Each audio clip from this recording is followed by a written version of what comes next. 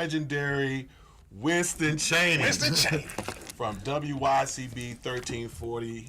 Oh my gosh, WYC Radio 1, 1340 AM. I'm going back to WYCB days. Oh, boy. And we're going to talk about that. But it's a pleasure to have you. Man, it's my pleasure being here. I've been trying to make this happen for 2 weeks. I'm really excited about you being on this show today because you are one of the staples in this area and across the country because you have the longest running morning show in America. Who would ever thought? Can't nobody else say that but you.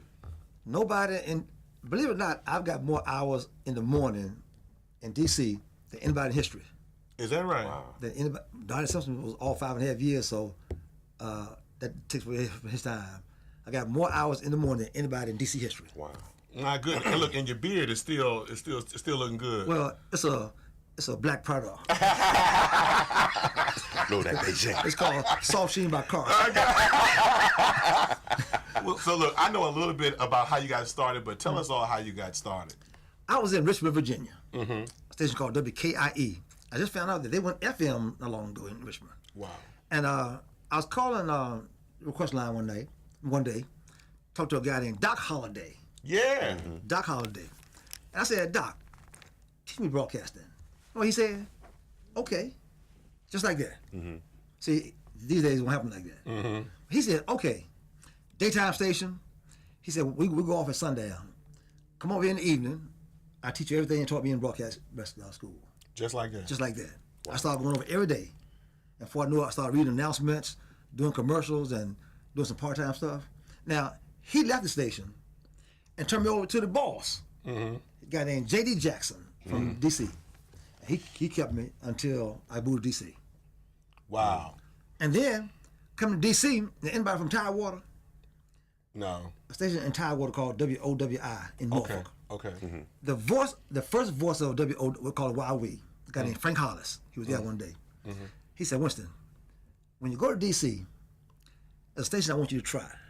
It's a new station that's getting a lot of press. It's called WYCB's new AM station. It's gospel. He said, give them a tape.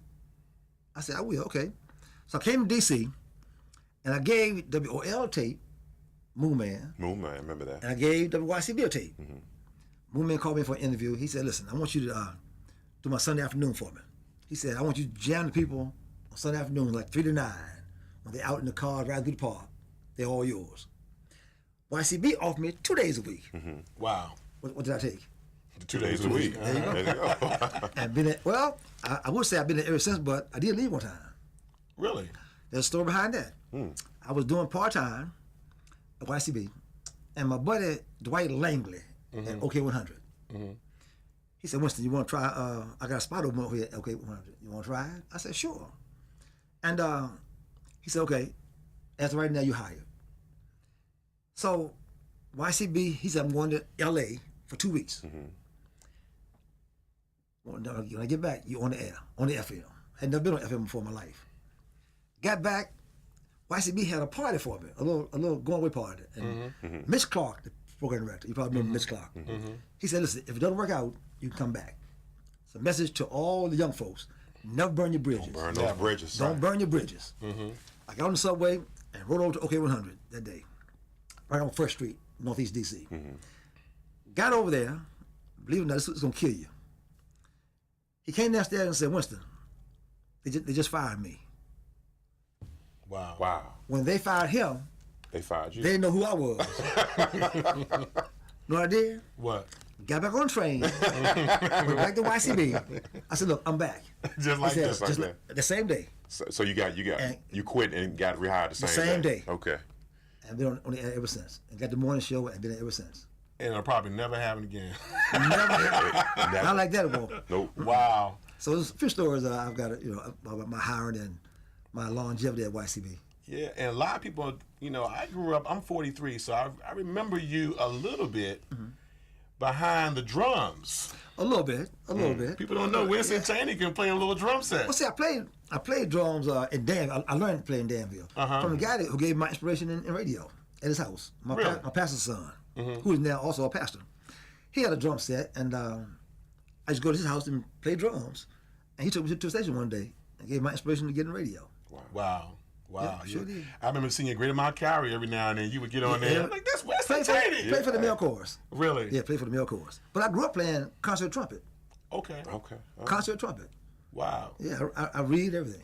Right. Is that right? Let's say I read. You read? When last time you picked it And up? played it. High school. Okay. 15 to 20 years ago. Oh man, I wish. So you went from Danville to Richmond. Danville to Statesville, North Carolina. Right. Okay. Junior college. Okay. From junior college to VCU in Richmond. Okay. And then from Richmond to DC. Wow. Came here in 1980. Got the job at YCB soon. I got about a month later. I got here. Okay. My first day on the job was with Peter Green. Is that right? Green. My first day. I got some stories to tell you about being part-time. Good stories. Yeah, sure. I mean, a lot of stories, man. People we interviewed, people I met. I walked in one day. The first star I met, I walked in the station one night. Peter Green was sitting in the studio. He and Jared Butler. I said, "That's Jared Butler." His first guy, first big star I met. Wow. Yeah. Wow. Yeah, met a lot of people. Wildest interview you've ever had? Wildest hosted or being interviewed? I would say hosted. Hosting, haven't had many. Good. Because when people come to radio stations, especially artists, they on their best behavior. Right. But they know Right. we play their music. Right. Now I've had some good ones. I had Diddy. Here's a story that you guys don't know about. I turned down Jay-Z. Wow. Wow. See, Russ Paul was across the hall from me, so everybody came to Russ Paul show. They were offered to me. But Diddy being a mogul in the movies and TV, I took Diddy. And what you guys better know is that Diddy has a gospel CD he never released. Is that right? Still indicating right now. He said Winston's not time yet. I bet it's coming out now after Snoop Dogg. Probably. I saw that. So when they had Jay-Z over there one day, I went and met him. He said, "Winston, you want him?" I said, "I got no reason to take him because he's a gangster rapper." Right. No reason to take him, so I didn't. So That's wild. That's my story with Jay-Z. I turned down an interview with Jay-Z. Wow. well, I mean, he's Not many people gonna say that. Yeah. and it also says everybody needs the press.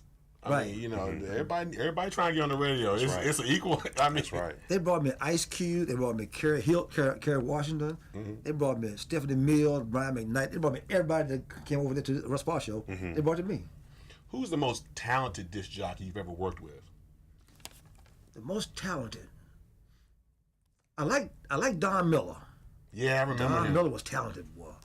When you're talking about talent, you're talking about reading and ad-libbing. Don could make it. Mitch Clark was a great one. But when you talk about the R&B side, it's hard to beat Olivia Fox. Really?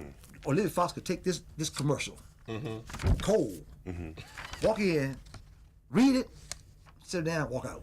Is that right? Just like that? One second. I mean, one take. Olivia Fox, April Watts, and very few can do that. Reading not as easy as you think it is. Right.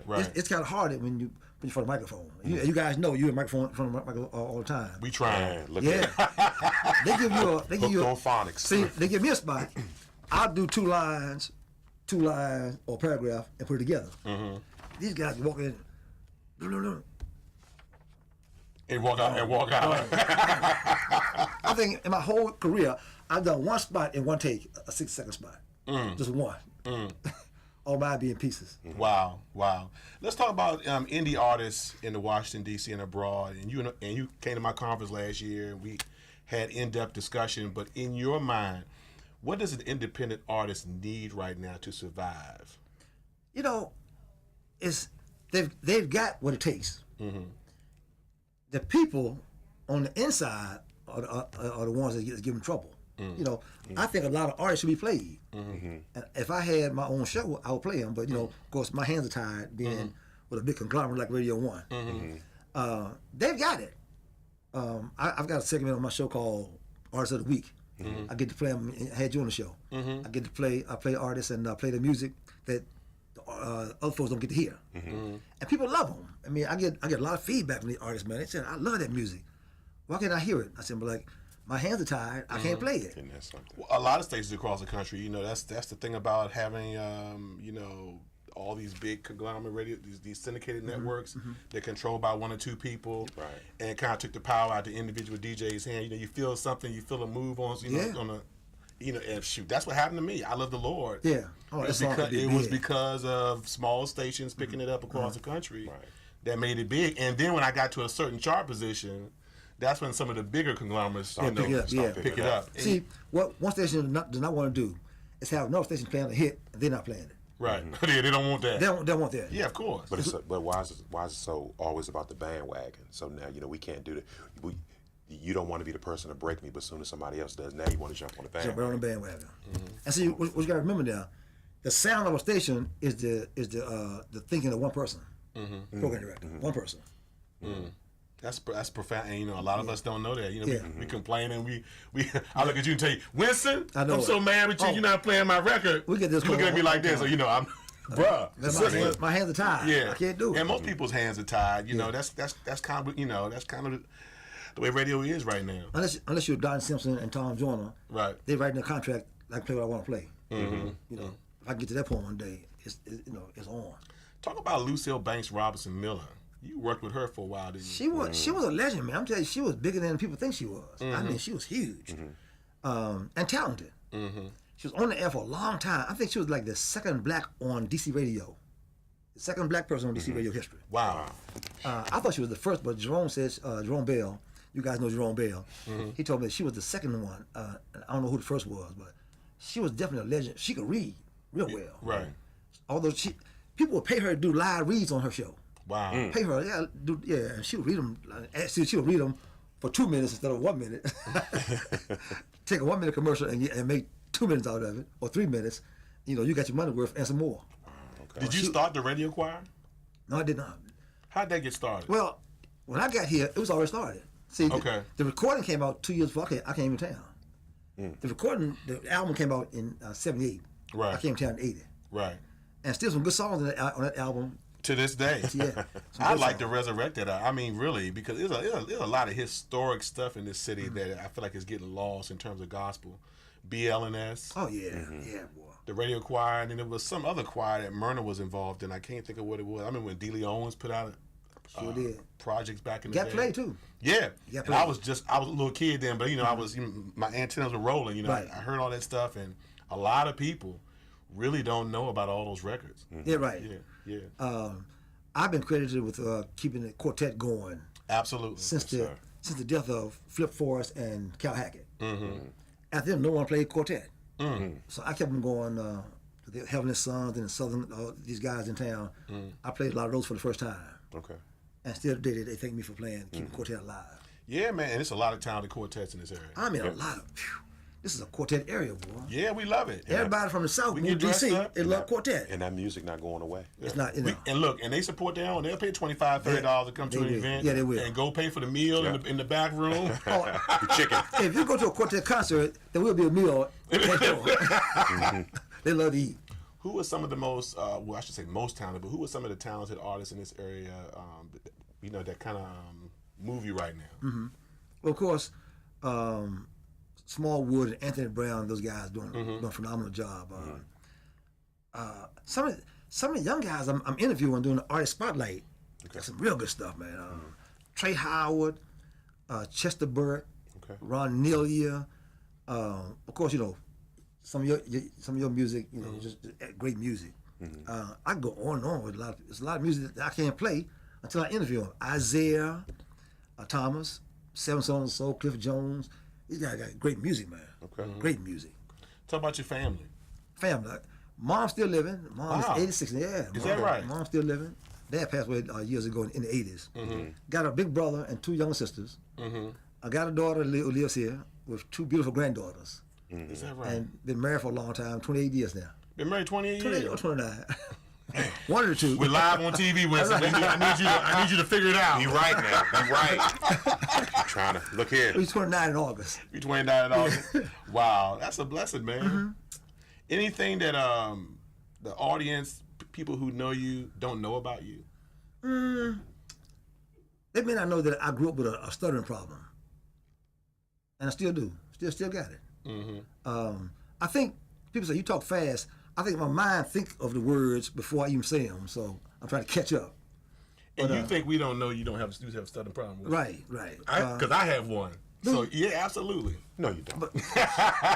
Yeah, I do. I would really do. talk that. He's that's my best friend. He know I got stuttering problem. Well, see, I call him on the phone. Sometimes it take me 5 minutes to say one word. but see what happened. Look, here's what happened. When I got my first deal on the morning show, our boss was involved, the owner of the station. So first day, I talk fast, and I got on the air and said, WYCB 1340 AM, those were the mighty clouds of joy. Close the microphone up, hotline rings. Chaney, I didn't pay you to talk slow. I paid you to talk fast. He said, you put me to sleep. From that point on, I've been being myself. Wow. Being myself. Isn't that something? Yep. You probably somebody people say, well, why him and why not this other person? Right. God ordained you to do it. Yeah, he did. Just be you. Yeah. That's Be me. phenomenal. Yeah. And you were inspiration to me. Thank you. I appreciate it. Because talking to you, I had to talk slow today to make sure I Yes, we talked about that earlier. I had to get myself together. But you are definitely an inspiration. You've hosted programs for people. You've done so many things for so many people in this area. I tried. I just want to say thank you on behalf of all the artists in this area, and the people. I'm not sure some people you've done a lot of free things for people. Yeah. Right. And it's just been I just pray God just continue to bless you and keep you on the air for as long as you want to be on the air. I've been blessed to have done. I did WKYS Sunday morning for like 8 weeks. Okay. I was pulled off of that for Cocoa Brother, when syndication. Then of course I got on Praise. So I'm using on Praise every now and then. So I've done 3 stations in the same building at different times. They just got you running, got you working. But you But still it's there. all good, and all 3 have different audience. So which is expand my audience. Wow. Now you have Ronette over there too, right? Ronette Harrison, yeah. As a matter of fact, I trained her. Oh yeah, okay. Yeah. I was pretty much instrumental in Does she training talk her. fast too? No, she doesn't. She's just gifted in speaking. Making sure. Really? You doing good? Yeah, real Good. Yeah. Congratulations, Ron. We gave you a shout out. Yeah, Ronette. That's my girl. Look, man, thank you so much for being on the show. Man, my pleasure. Really My appreciate pleasure. you. You have been, of course, you're a friend of mine. Yes, You've been sir. a great supporter. And every time we call you, if you can make it, you show up. I try. Which is, that's rare. That's rare. I don't take it for granted. Hey, man. I don't take it for granted. We really appreciate you. For more information on how to become a guest on Real Talk with Phillip Carter, or for general inquiries, please email us at realtalkwithphillipcarter@yahoo.com. Tune in next Monday for another edition of Real Talk with Phillip Carter.